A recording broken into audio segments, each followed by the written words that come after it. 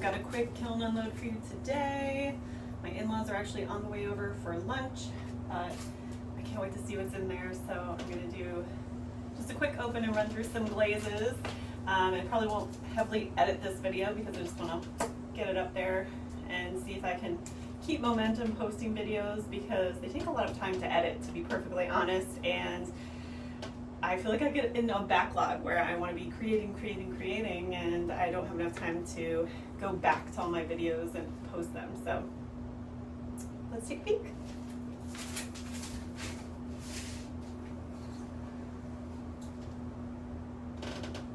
Whoa. Oh. Cool. Got some cool test tiles, and one that looks like bleh. So let's run through this. All right.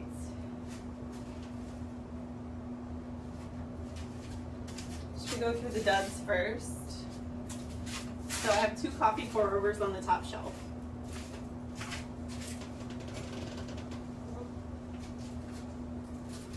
Oh, well, this is kind of what I was worried about. Got some plucking. I had a feeling that glazing the bottom of this coffee pour over and then firing it on the foot might not work out. So the last time I made them, I fired it on the rim, so it had just an unglazed raw rim. But I wanted to try, this is a new to me glaze, Aurora Green. And I thought it was gonna be more vibrant than that, but it's, on this particular clay body, it's kind of turned out like this mossy green with, I don't know, kind of like puke. Blech. I think this would be a lot prettier with some white ungobe underneath, or on a lighter clay body perhaps. Got a lot of crystals. I was looking forward to seeing how that would come out. You can kind of see my logo through there. I wasn't sure about glazing right over the logo. Maybe I could put the logo on the foot if I have a stamp in the future. This is just a bunch of kiln wash because it did stick to the shelf. I don't think I can clean this up. This might go directly in the trash. I'm not sure.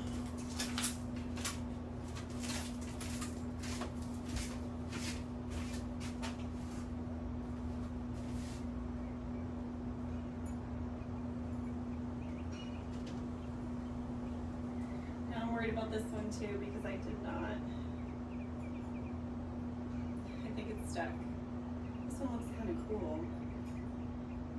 I hope the kiln wash is doing its job. I didn't still them because I didn't want those ugly, oh, this does not sound good. No, my shelf is coming up with it. No! All right, I think the outside actually flopped. This was a really cool glaze combination too. Look how cool that is. I'm gonna have to do this again. I did bands of color. Looks like a little pinwheel. And it looks cool on the outside too.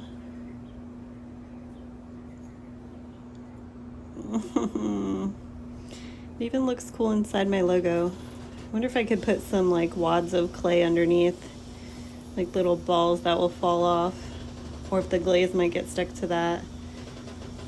So it was this part just kind of flopped over a tiny teeny bit and stuck to the shelf, I guess. I actually thought it was gonna be this that was the culprit.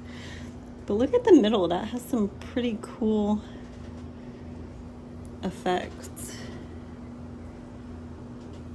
Anyway, let's do glaze combination.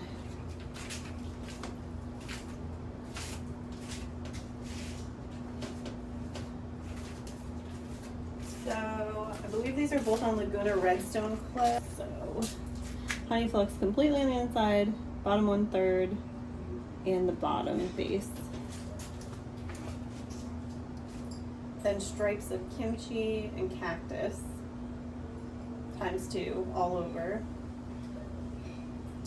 Floating turquoise ×2 all over, inside and out. And then actually stopped the floating turquoise 2/3 of the way down outside.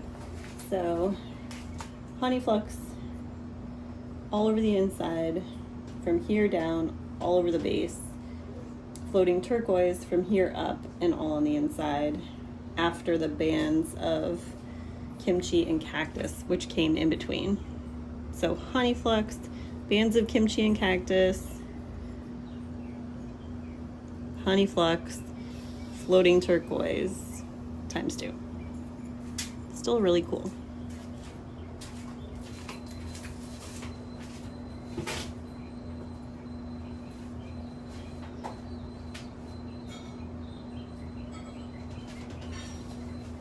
I'm gonna need new cone shelves. And then I did some test tiles. It's pretty cool test tiles. So this is Makoshino times 2, and then cherry limeade. And this is on Rue, Kentucky Mudworks Rue clay. So I wasn't sure how opaque the Jungle Gems would be on top of Makoshino, or if any of the texture would still show up. I'd love to see this in the reverse too, with the Makoshino on top. But it's very vibrant. And then this is the same thing on brown bear clay, Makoshino times 2 with cherry limeade. And the texture actually does show through on the brown bear clay. So that's good to know.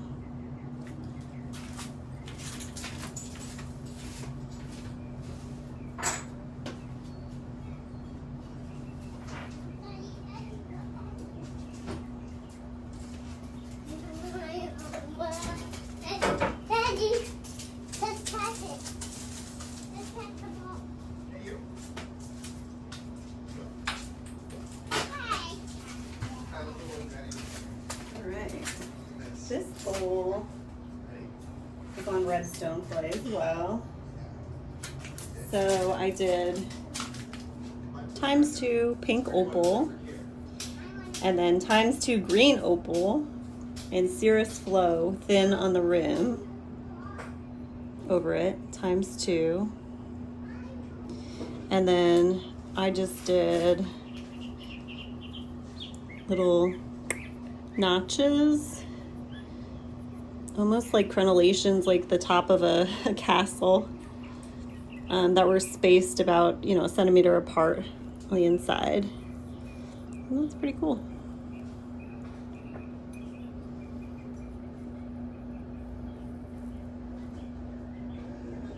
I kind of like that. It's a subtle effect, kind of a natural bowl. I thought this was a pretty cool shape for a bowl. It's throwing some pretty neat colors on the band. See if I can focus.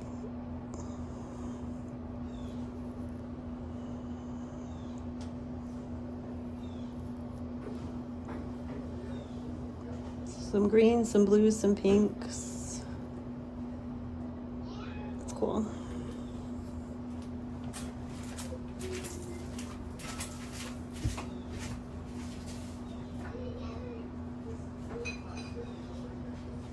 We had 2 fails. I wonder if these are too hot to touch. I'm not sure. Oh, okay. This isn't even in my book. Wow. All right, so I tried the Northern Lights glaze with 3 coats of obsidian and then bands of seaweed, indigo float, and smoky merlot times 2. And then I flecked on some white underglaze, the velvets range. And on the ring dish, I actually put a layer of cherry limeade Jungle Gems, just one really light thin coat, to see what would happen. Holy smokes, this is cool. Those nebulas came out so freaking cool. And then, I don't know, can you see the cherry limeade Jungle Gems?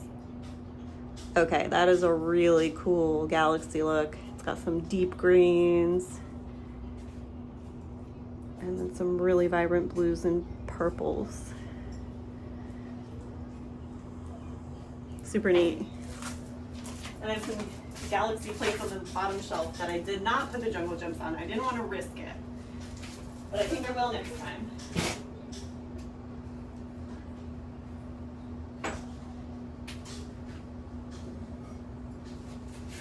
And that was on Kentucky Mudworks Brew.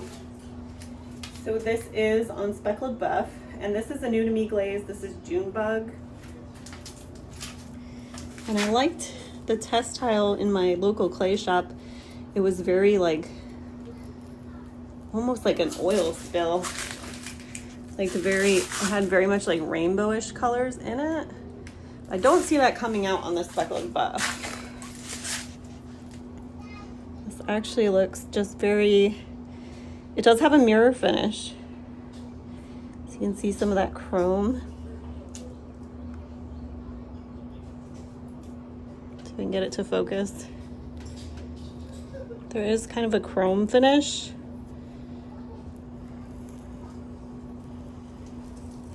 And it's more like black and green with that kind of mirrored chrome finish. And hopefully I can get this apart. I might need to bang it with like a rubber mallet. But I did wax the inner rims so that it would hopefully not fuse together. Let's see, when I have my nails free, once I can take these gloves off, try to get it apart.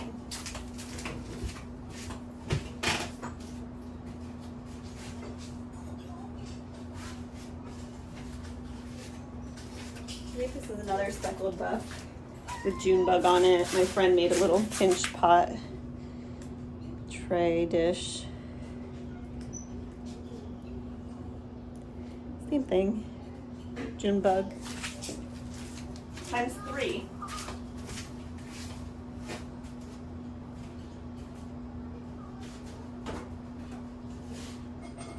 Some more test tiles.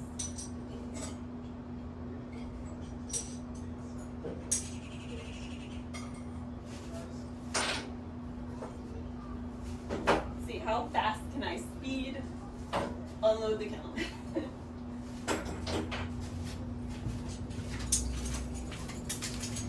All right, so we did another green opal, pink opal test. Pink opal underneath, green opal on top. This is on Kentucky Mudworks Brew. That's kind of cool. Same combination on Brown Bear. That one's a little muddy. I thought it was going to be more vibrant, to be honest, because I originally wanted to buy green opal and pink opal because I saw a test on brown clay and it was almost like neon, like radioactive looking. It looked so neat. So I'm surprised by that. And then this is just plain smoky Merlot on Rue. So it breaks some darker wine burgundy over the lighter purple. Smoky is right. And plain seaweed on Rue. It's very green.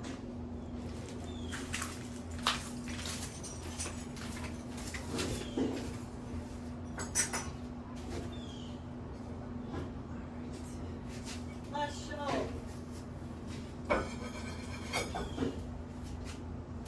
Alright, Galaxy plates, and then I tried my hand at a frozen pond.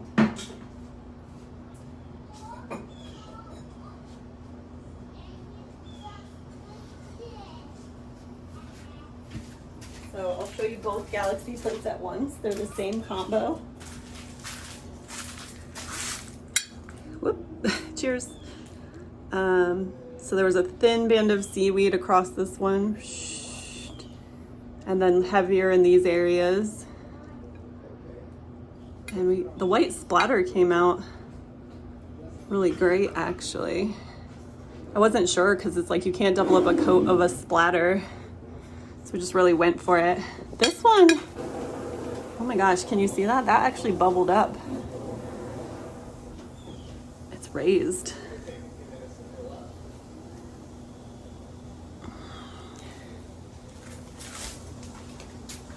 So that almost looks like, yeah, a raised, it's like blistering, cracking. But these are cool. What do you think, husband? Our new Galaxy plates for the kitchen? Did you splatter them? Yeah. Aren't they neat? That is kind of neat. I thought you would like these. They look nebulous. And they're on Brown Bear, Kentucky Mudworks Brown Bear clay.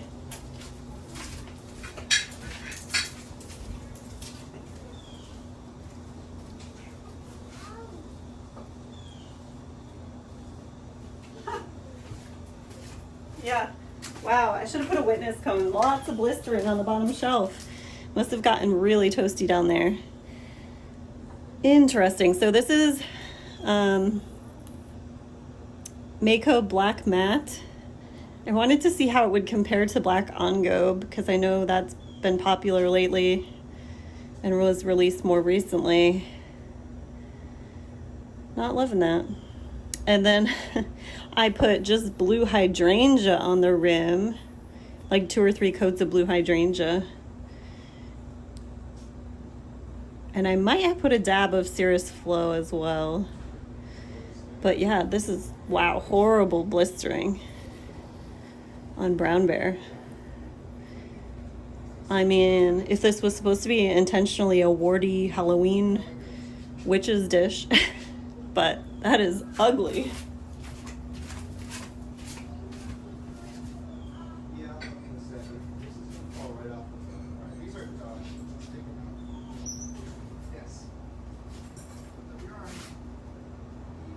All right, and the last one. Last one I did frozen pond technique. So this is on Kentucky Mudworks Rue.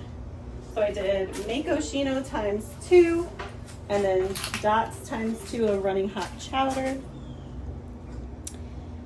and cenote on top, which cenote is blue with brown flecks. So this really, really, really broke green. And that is interesting. So you're getting the amber showing through from the Mako Shino.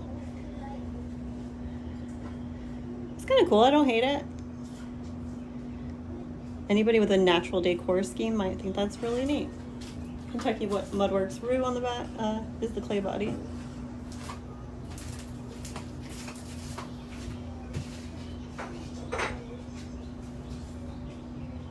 That is all she wrote. Just some worry stones of blue hydrangea, and then I made a Galaxy worry stone. I might keep this one, that's pretty neat. Just that same combination with the jungle gems. I think I like the addition of cherry limeade jungle gems on my Galaxy stuff. Anyway, I think the favorite of the kiln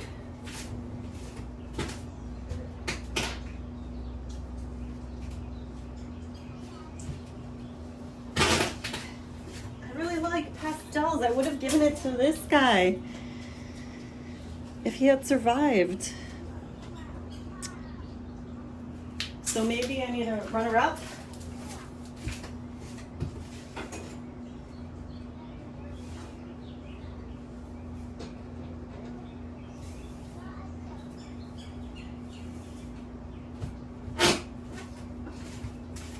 Yeah, I think the ring dish is the runner-up. The Galaxy with the cherry limeade. I probably could have gone harder on the white flecks, but I really like it. And the Galaxy plates, those are going to be for my kitchen, so excited for that. All right, guys, thank you for watching. Stay toasty.